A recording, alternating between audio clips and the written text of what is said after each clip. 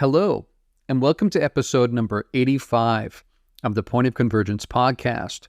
As always, I am your host, ExoAcademian.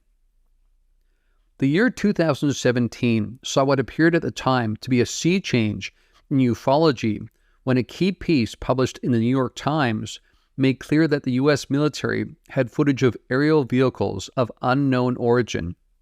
In other words, not only were UFOs, now referred to as UAP, a thing, something those intimately familiar with the topic had long known to be the case, but the U.S. government, to some degree or another, was now publicly acknowledging this fact. Many within ufology assumed this was the turning point we'd all been waiting for, the historical event that would send this topic fully into hyperdrive, and not just in remote corners of the internet, but more importantly, within the mainstream.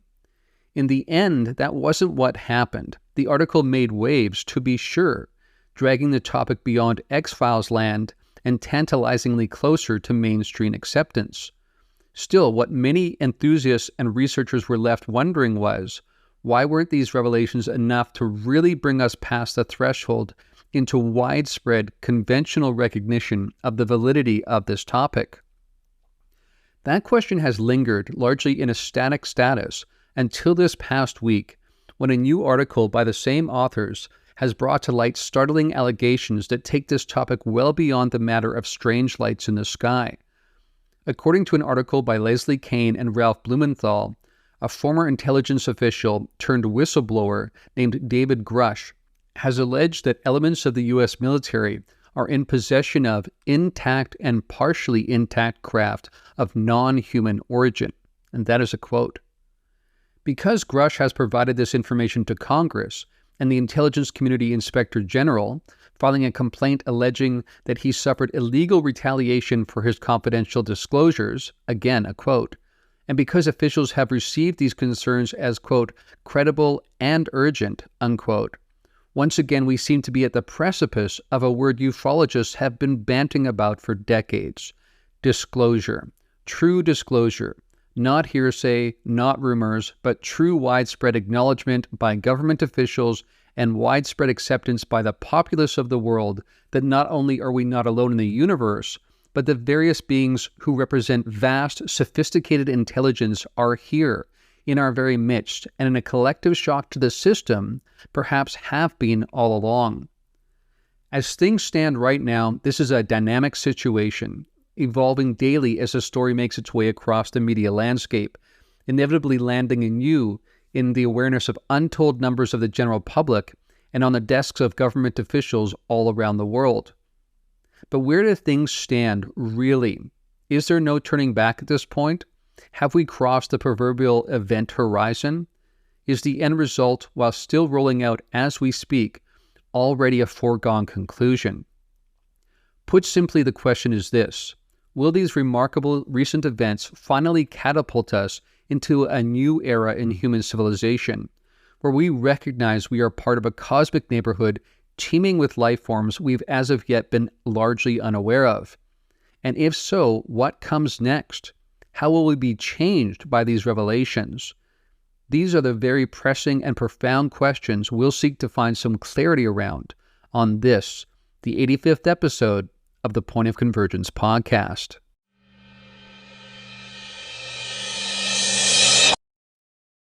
Before we dive into recent events that make up today's episode, I just want to point out that for those of you interested in gaining access to all of my content, you can do so either by becoming a patron at patreon.com/ExoAcademian, or you can subscribe on Spotify.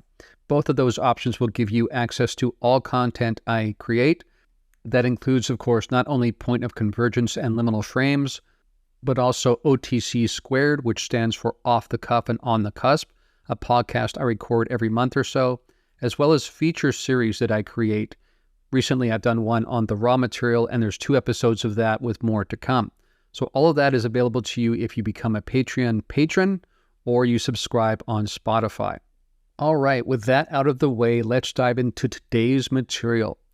As I mentioned on social media recently, usually Point of Convergence is not a current affairs kind of show.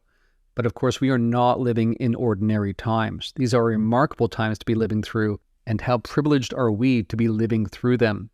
First off, I'd like to say that for me, this is the culmination of something I knew was coming to some degree. I was aware of a behind-the-scenes plan to move this topic forward in a significant way in the public sphere, and I've been referring to that, at least partially, in social media and in podcasts over the last few months. So this marks a point where that really has come to fruition, although again, we still have a long way to go, and we'll get into that. But again, the key focus here is that the plan was to move this topic forward in a way that was ultimately unstoppable and irreversible. And so people behind the scenes have been working together, even internationally, to set up a situation where that would be the case, where we could, again, as I said in the introduction, catapult this subject into the mainstream in such a way that it really catches on and begins to be grappled with in a serious way by our civilization. Now, regarding these recent revelations, really the first shoe to drop was Christopher Mellon's article in Politico about a week ago, saying that if you have crash retrievals, U.S. government, now is the time to come clean about it. That's, of course, a paraphrase. Following that up was a remarkable article that was published on Monday. This was Leslie and Ralph's article, Leslie Kane and Ralph Blumenthal, outlining David Grush's claims. This was published in the Debrief. Now, I'll get into the fact that this article actually went through different publications before finally being picked up by the Debrief. We'll get to how that happened and what was behind that. The title of this groundbreaking article is Intelligence Officials Say U.S. Has Retrieved Craft of Non-Human Origin. Now, first of all, I want to point out that's key. They're not saying this might be non-prosaic. They're saying has retrieved craft of non-human origin. So that's a very specific claim. And that's key to what's going on here.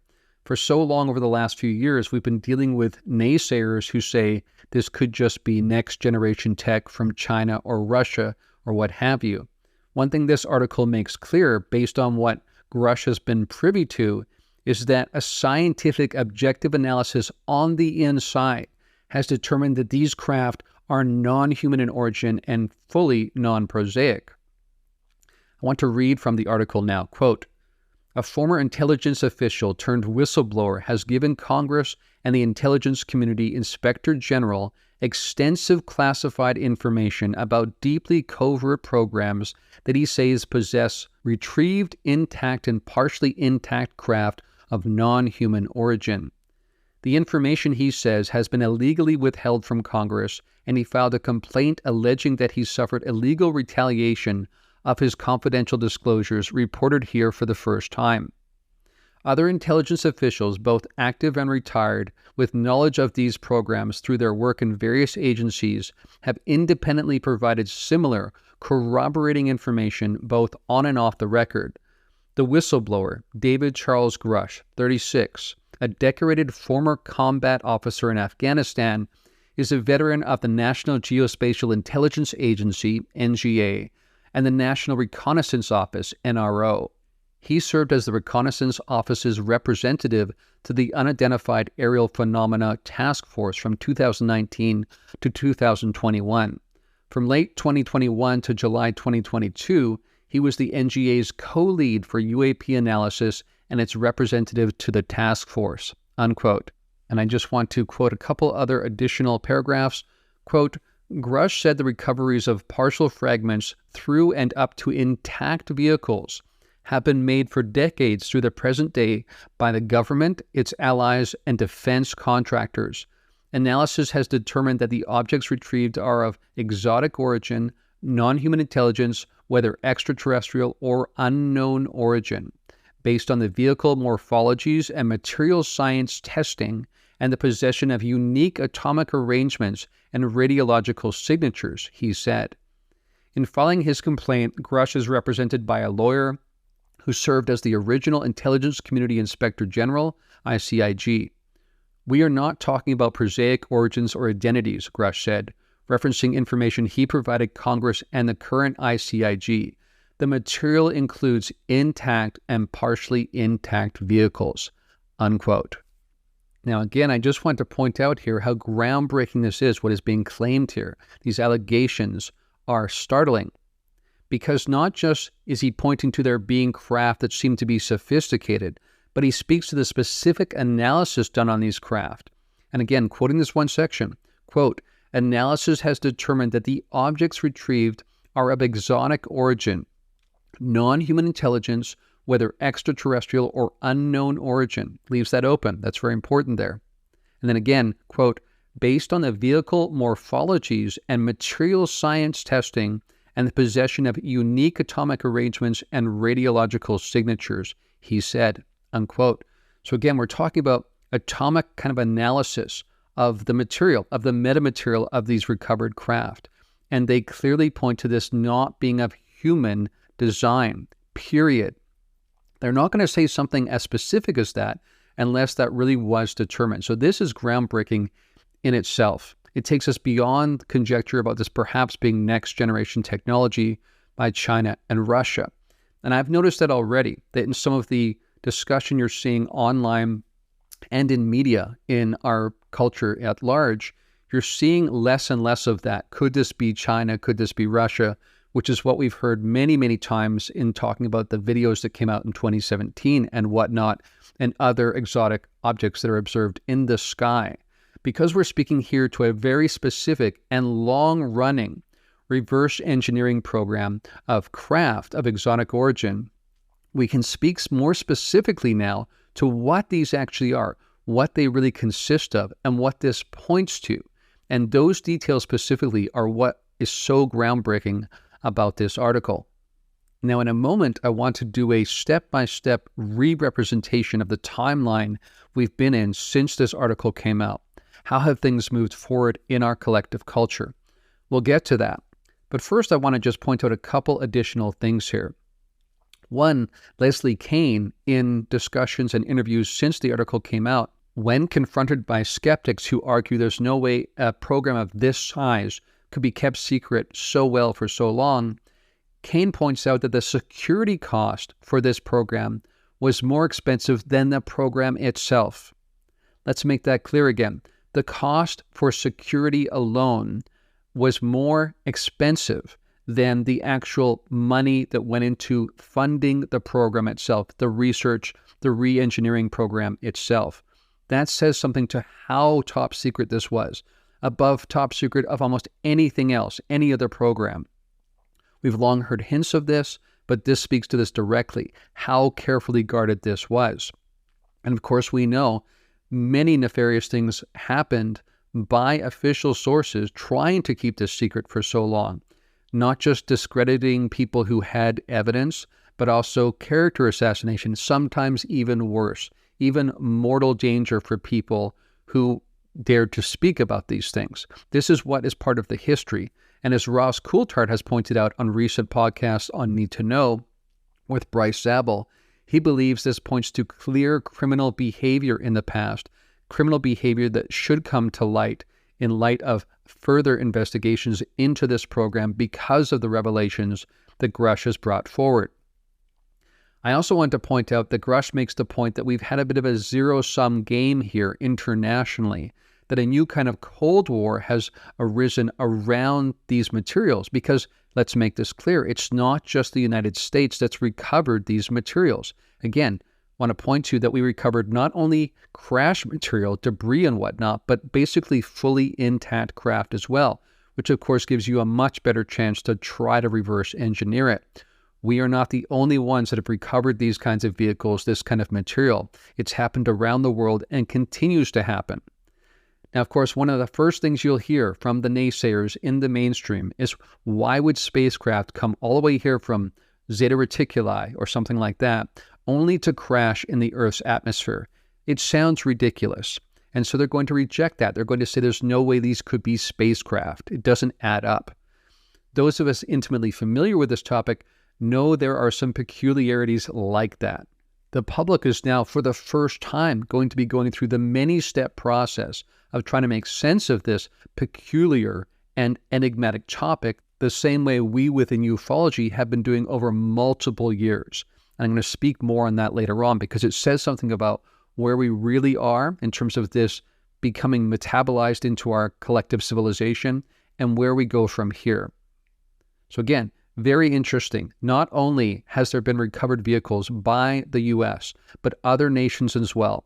And there's been this zero-sum game race towards being the first to really reverse engineer these craft because, again, because they are so sophisticated, it basically is game over for every other nation if you're the first one to arrive there, because this allows you to have basically geospatial and geopolitical dominance over the entire world. And yes, absolutely, along with you, I recognize that that is a sad state of affairs, although at the same time, you can also recognize how the U.S. military and allies would certainly want to get a hold of this before terrorist groups and things like that could really use this to do real damage to our collective civilization. Nevertheless, it says something to the nature of our current situation where we still act against each other. And rather than uniting around this great mystery, the greatest mystery in the history of the world, in the history of our species, instead, we're still divided. We keep these things in the dark and we compete against each other. Now, speaking of what was going on behind the scenes as Kane and Blumenthal and others worked towards bringing Grush's stories to the surface, of course, Ross Coulthart is also interviewing Grush, and that will be available tomorrow, the full interview on News Nation. While there was this behind-the-scenes effort to bring this information forward, one thing became clear, and that is that the greatest chance this has for success lies in Grush's stellar reputation. His apparent credibility makes it difficult to bury this in vague innuendo and standard character assassination attempts, which is usually the modus operandi of the secret keepers who do their best to bury these things almost immediately. Now, to that point, recently, Susan Go, spokesperson for the Pentagon, came out and said that AARO has found no evidence to support these claims being made by David Grush. Now, of course, those familiar with the situation recognize that this misses the point altogether because part of Grush's allegations include the fact that AARO does not have access to all the information. They don't have access to key elements of the information that would actually allow them to do their job. So for Go to come out and say that AARO has found no evidence of these allegations is like a bridge to nowhere. It's a nonsense kind of statement. Again, this points to the fact that we need media, journalists to come forward and ask hard questions, to not let the topic be dismissed so quickly, effortlessly almost, through clearly vague and ultimately misleading statements. And to that point, this last week, Matt Ford, host of the Good Trouble Show, tweeted this, quote, "Members of the press, Pentagon spokeswoman Susan Go will engage in a full-blown disinformation campaign to disparage Pentagon whistleblower David Grush in the coming days. She will distract you with DOPSR and AARO and question his credibility," unquote. Again, my good friend Matt trying to give the heads up there to the media, to journalists saying, look at what's happening here. Open your eyes. Begin to ask hard questions. Don't take these statements at face value, especially when they're so clearly misleading once you do even an iota of research. And again, let me make this clear here. There is an understanding amongst those who are trying to bring this information forward, even people on the inside trying to bring this information forward. This will not work if the media, if journalists do not do their job. The secret holders who want to get this out, and yes, those people do exist, will not be able to unless the public, the American public, holds feet to the fire, as the saying goes, demanding further investigation into these matters. And furthermore, we also need journalists fueling the public by doing their job and uncovering additional details and digging so that further revelations come to the surface. This is key if this is to work, this entire endeavor trying to move this forward and bring about what would be considered capital D disclosure. And as an aside, let me just add that not only do we need this for disclosure, but we need it for another D word, and that is democracy. We cannot have a sustainable functioning democracy if the press doesn't do its job. This is essential. And the truth is we are in a sad state of affairs in terms of journalists really digging in and asking hard questions and not simply taking officials' comments at face value. Now, something else I'd like to point out here in terms of how this information came out. It's important to recognize that Grush was very careful and coordinated and strategic in terms of bringing this information forward and how he did it. First of all, I want to point out that he has a long history amongst different agencies in the U.S. government. He understands how the system works. He was a key player in drafting some of the whistleblower legislation that was arrived at last year. So again, think about this. He's being exposed to these revelations, but also knows that this information is highly classified. You cannot just bring this to the public, no matter how much you believe it is in the public's best interest. It would be illegal to do so. You would go to jail, etc. But the key here, and some detractors have seen this as a negative, and they actually use this to say there's nothing here. But a key point here is that he's not exposing classified documents. He's not bringing forward photos, videos, those kinds of things. He's talking about what he was told by people within the program. He speaks to the fact that even people he knew throughout his career actually had knowledge of this and later on began to tell him about this because of his work with the UAP task force. So he's bringing this forward in such a way that it allows for further digging, further investigation by Congress and whatnot, without violating any of his NDAs and without actually bringing forth classified information specifically.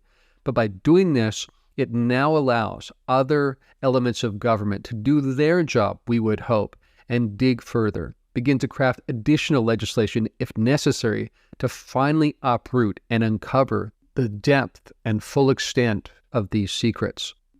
And by the way, I think one thing that will be shocking undoubtedly to the public is that the nature of those secrets make clear that this is about much more than space aliens, that in fact that might be a bit of a distraction from what's really going on, and the full complexity that this speaks to, points to, actually raising questions about the nature of reality itself.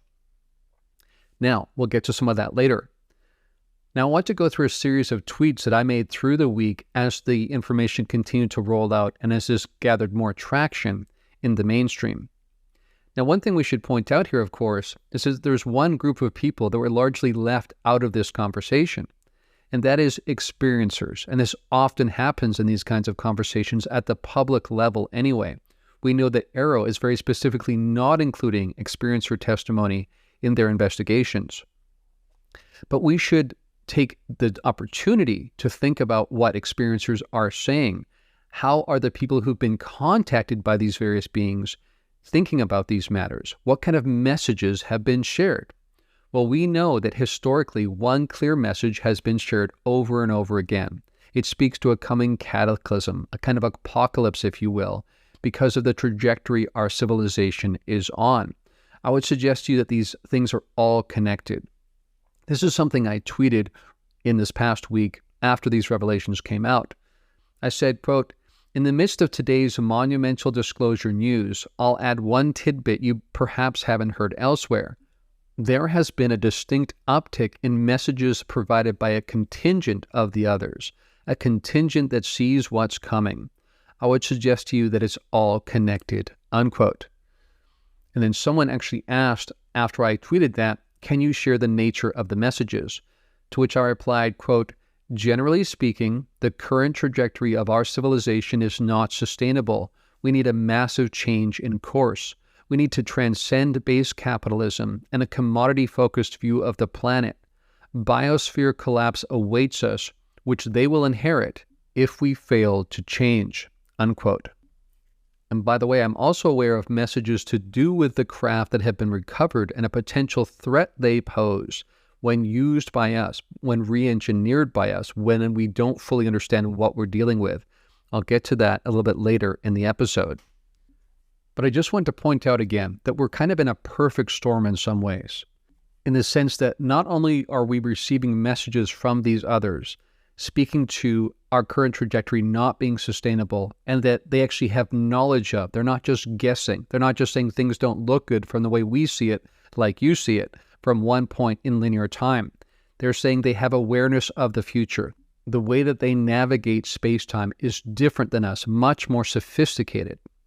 Now, when we look around at what we see arising right now, we have this perfect storm brewing. We have nuclear arrangements that are happening right now, resorting and reposturing of geopolitical forces. We have China, Russia, the US, allies, all reposturing around nuclear arms. We also know that, as Warren Buffett recently pointed out, the challenge with nuclear weapons is once you create them, you can't uncreate them. And almost as a certainty, as time goes on, more and more nation states and even potentially terrorist groups will get their hands on nuclear weapons. Just think about how dangerous that is, what we're sitting on right now, and how it will only become more dangerous as time goes on. In addition to that, we have bioweapons, and this recent pandemic points to what that can do. We also have the arrival of artificial intelligence. We're close to general artificial intelligence. And again, with our current level of consciousness being not very high, the threats that poses to us, again, because we treat that like a zero-sum game too. We don't think about what would be in the greatest good for the greatest numbers of people. Instead, we compete with each other. We race to this conclusion. And because of the current center of gravity in terms of collective consciousness, we face the possibility that AI will get out of control, that we will cede our own demise in this race. By the way, that's also a message I've heard some people receive from some contingents of the others. Something to keep in mind.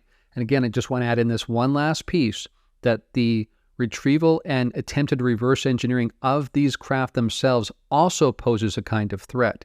And what happens now as this becomes more and more public, that's also a question to think about. How are all of these different elements, these points of convergence, if you will, pointing to some kind of culmination point? And how is that related to the fact that we're seeing more and more interaction, intervention of these others? Why are our naval groups seeing so much activity when compared with history? Why are people receiving so many telepathic messages from different groups of these others? This is what's in the public discourse. Some people, again, are only aware of some of these parts. The nuts and bolts people tend to only think about one aspect of the data. Perhaps experiencers only think about messages. You have to really, I think, consider all of this and ask questions about what this might be pointing towards in terms, again, of this culmination point, where it seems like everything is leading towards one key event. And of course, that raises the question, is that key event that all of these converging forces are leading us towards the very event these others are warning about, telling us about? How will our collective response to these revelations brought forward by Grush and others change our trajectory as a civilization? Or how will the lack of response be ultimately what seals our fate? Again, as I've said on recent podcasts, we are aware of the questions. We are aware of the messages that have been brought forward. The question is, what will we do with this? And it's not just us within ufology now. As more and more of this becomes metabolized in the mainstream, we as a civilization will have questions to answer. And those questions will be arising with this new data at the very time that we are facing civilization-ending, potentially, challenges. How will this all work together? This, I think, is the key question. But now let's get back to events as they rolled out this week. I want to reflect again on tweets that I made as the days went on. One of the things I said the next day after the publication of this article by Keene and Blumenthal was, quote, "As hoped for and expected, a piece that started in a relatively new and not widely read publication is being picked up in much more mainstream publications," unquote. I followed that up with another quote, "The web of coverage continues to grow, now Fox News, NBC, ABC, CBS, New York Times, Washington Post, Politico, etc. When are you going to publish this civilization-changing news?" Unquote. And then, of course, other papers internationally also picked this up, The Guardian being one of the first key ones to do so. But this brings me to something I mentioned earlier. What was the series of events that led to this article being published in a publication like The Debrief, which, while respected, is relatively small and new? The reason that happened is because other major papers turned this article down, which again, I think says something about the nature of media and journalism in America today. The New York Times passed on an early draft of this article, which again speaks to how differently the New York Times and its editorial board handles these kinds of pieces now as opposed to 2017, when Blumenthal and Keene published the groundbreaking article that kicked this all off, the most modern UFO era you could suggest. Again, there's been a turnover of some of the editorial members since that time, and clearly they are not nearly as open to publishing these kinds of pieces as they used to be. The Washington Post also had a chance to publish this. In fact, they were one of the last ones that was considering doing so, but they were trying to get confirmation from official members of Congress and whatnot to try to corroborate some of this. And because that was delaying things and taking much longer than Kane and Blumenthal were comfortable with, they eventually went with the debrief. Politico and The Hill were another two outlets that turned this down along the way. So again, they tried to get this published in the most well-recognized publications and outlets, but ran into problems in doing so. Ultimately, as Kane has pointed out since then, part of the reasoning for going ahead and publishing when they did, rather than waiting for the Washington Post to perhaps finish their vetting and whatnot and their confirmation and their additional sourcing, what was determined was that Grush himself was potentially in danger because his name had been leaked online. He was already receiving threats.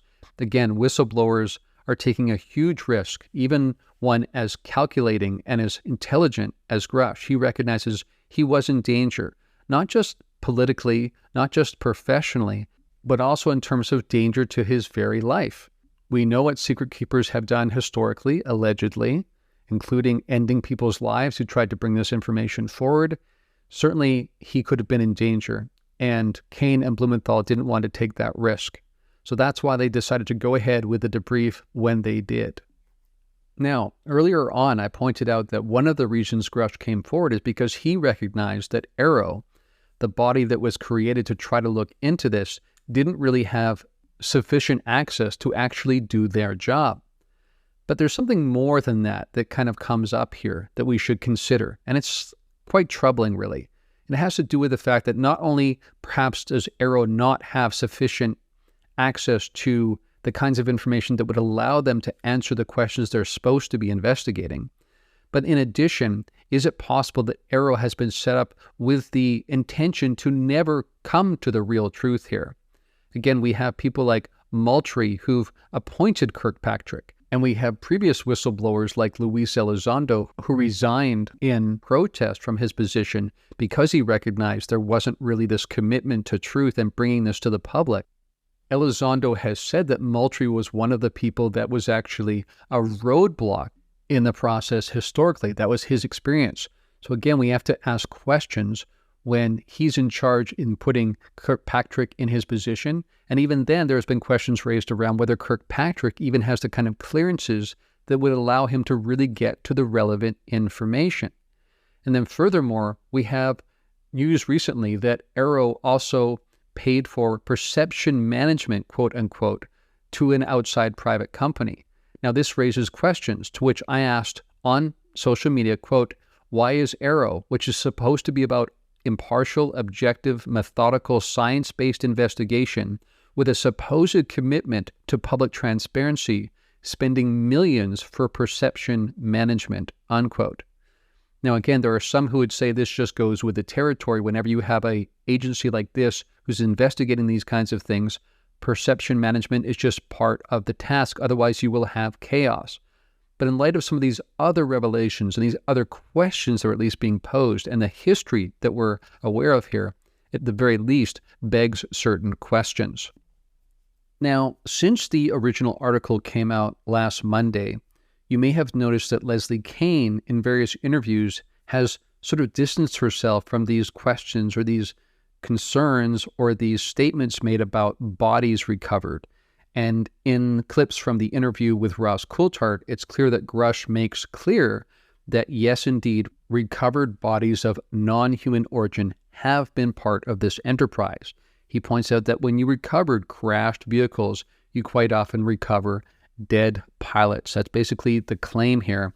This will be talked about more in the interview that will happen on Sunday between Ross Coulthart and David Grush. But the reason Leslie Kean is distancing herself from those aspects is, number one, because it was not part of the original article, so that's a truthful statement. But I would also suggest to you it's because Kean is calculating what will actually be palatable to the public and what will not be. So we go from lights in the sky to the idea of them being technologically advanced, sophisticated, craft of some sort.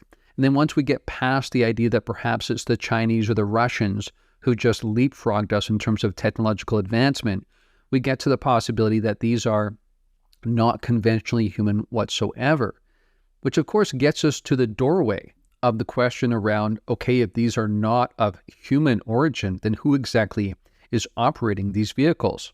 But the reason why I think Kane is careful to distance herself from that claim at this point relates to a tweet that I also published last week. And it goes as follows, quote, "Part of the trickiness of rolling out details uncovered by David Grush include calculating the difference between the full extent of the revelations and what the American public and mainstream media can metabolize at any given time. These two are not at all always in alignment, and to be clear, the end goal is to make this story go fully viral, catching fire amongst the mainstream so as to make its momentum unstoppable and irreversible." Unquote.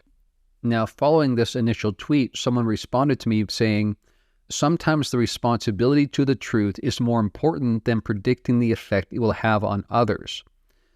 True, but then I followed up with this, quote, "To be clear, I'm not even saying this is about that.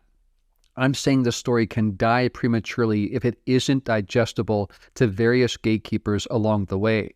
That's the tricky game that's being strategized as we speak in terms of what is and what isn't included," unquote. And this speaks basically to the strange situation we find ourselves in. It's not truth that ultimately wins out here. It's what's digestible by the masses. It can be true, but if it's a bridge too far, it will die on the vine, as they say.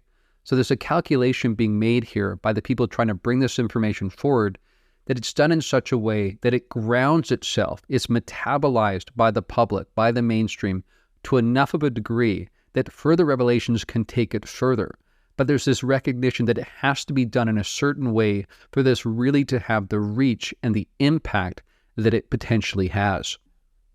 Now, again, when we speak about what's actually palatable to the masses versus what is really in the mix here, to those of us intimately familiar with this topic, you can quickly see that all that's really being talked about in the mainstream is this human or is it extraterrestrial?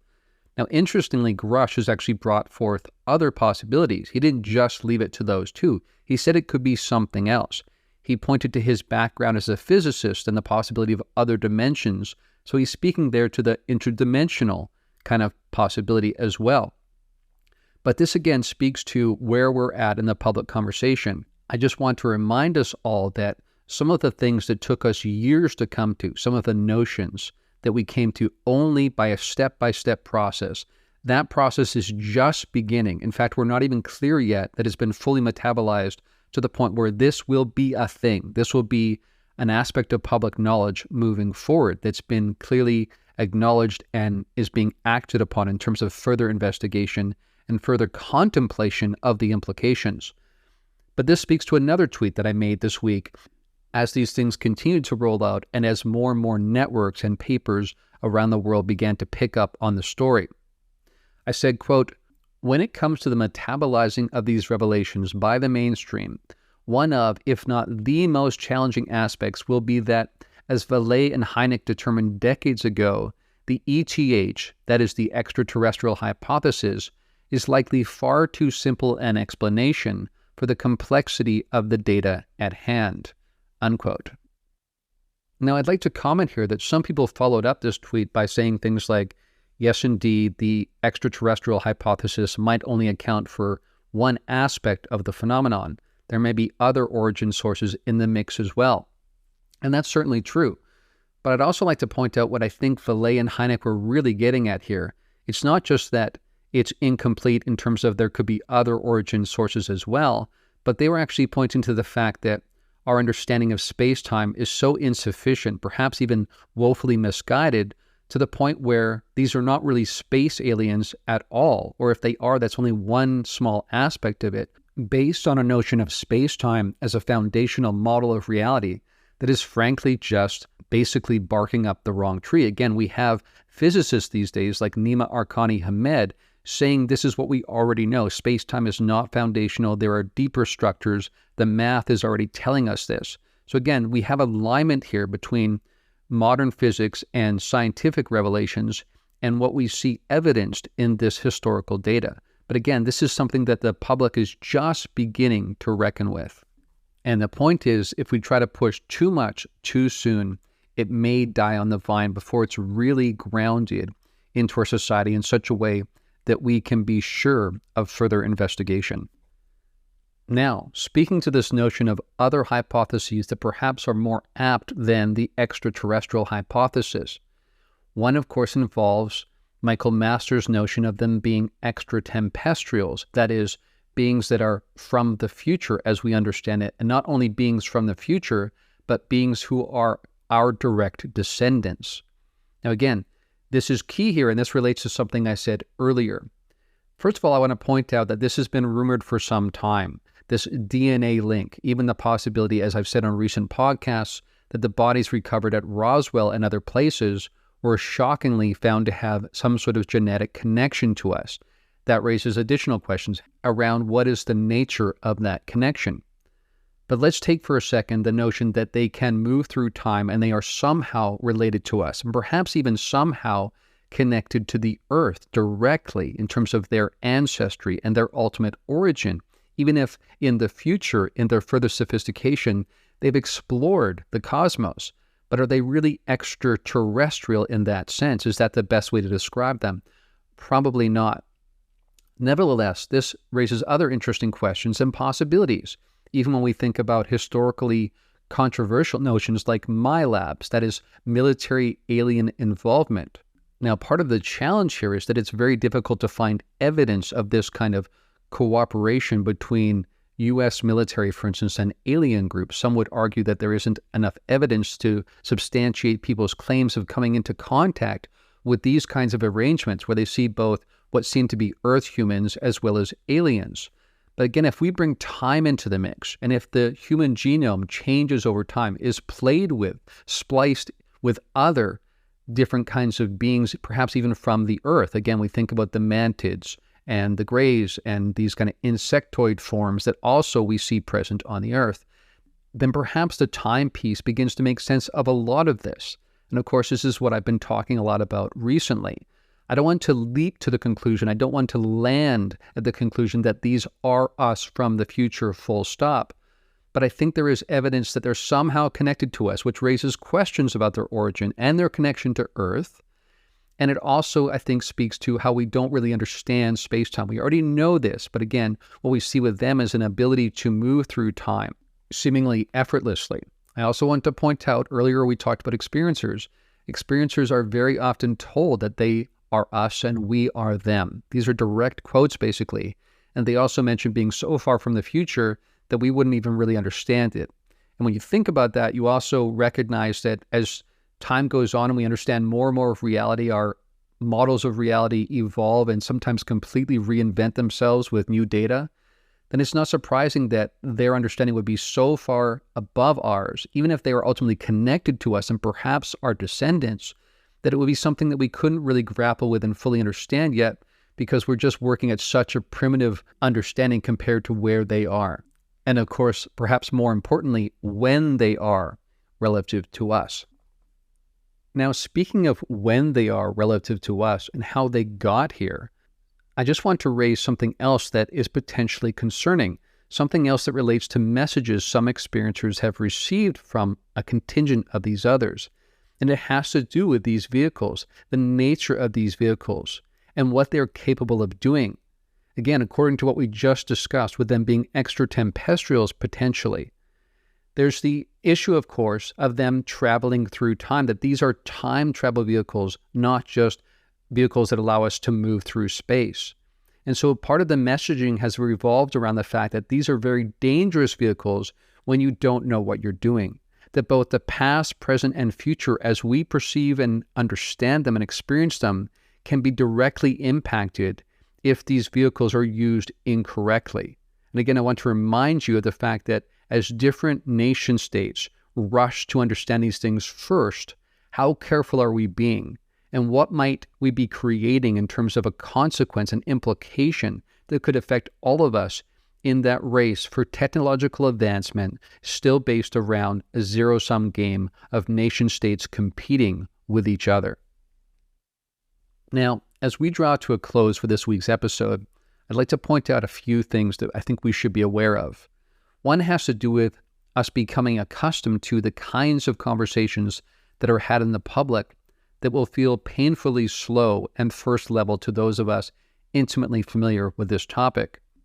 And this relates to something I tweeted just today. I said, quote, "Making some sense of the peculiarities around the UFO phenomenon involve a multi-step process. One has to metabolize landing at level 1 before inevitably becoming aware of level 2, and on it goes. Binary thinking is the doom of progress here. A challenge that will arise for many of us in ufology is that as these revelations spread into the mainstream, various new quote-unquote experts will emerge, jumping straight to binary thinking or quickly landing at level 1 of the multi-step process I just referenced, and then confidently declaring the matter done. All that is to say, be ready for a long ride. It only gets more complex from here as this serum spreads further into the body public," unquote. Now, that tweet was in reference to how much the public has to evolve to really begin to grapple with this topic. But I would point out that even those of us within the conversation, within ufology, as it's called, still are not grappling with the full scope of what this points to. And so I leave you with this final concluding thought. When it comes to debating different hypotheses to explain the enigma colloquially referred to as the UFO phenomenon, it's apparent that many, even within the ufological community, are not yet seeing just how deep the rabbit hole goes. The issue is not really about what percentage of apparently non-human beings are extraterrestrial versus interdimensional, etc., but rather just how incomplete or even woefully misguided is our very understanding of reality altogether. It's from our fundamental understanding of all that is that we generate hypotheses to begin with, and I contend that the update we need to undergo will have to happen on that foundational level, that will need to happen before we can move on to step 2, generating meaningful and testable hypotheses. To that end, I would suggest to you that we must be ready and willing to unlearn, or at the very least fundamentally recontextualize, much of what we've long assumed to be what I've called the myth of close to pinnacle knowledge, rooted in the arrogant belief that we're close to understanding all that is.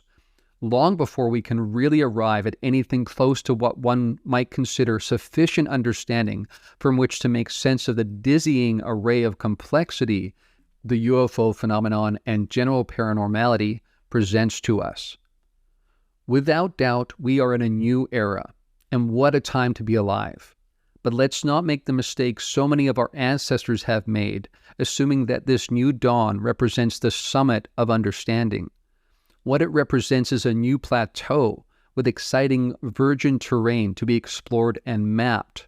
But let us remember that that exploration itself will lead inevitably to our next level of understanding and potentially to our next stage of collective consciousness. And so it is, and may it be so. And on that note, we've come to the close of another edition of the Point of Convergence podcast. If you'd like to support this podcast, you can do so by going to patreon.com/ExoAcademian.